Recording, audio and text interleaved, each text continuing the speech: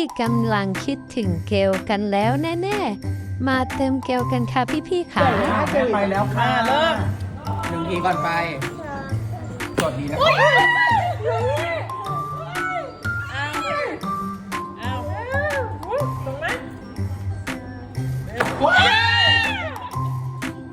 กับโมเมนต์สุดน่ารักของแอบิเกล CEO คนเก่งของพี่ๆค่ะ ช่วงนี้นะคะก็จะวุ่นวายกับการรับหน้าที่เป็นแกร็บเกลส่งอาหารนั่นเองนะคะทุกคน ขอให้พี่ๆทุกคนมีความสุขในวันหยุดนี้ค่ะ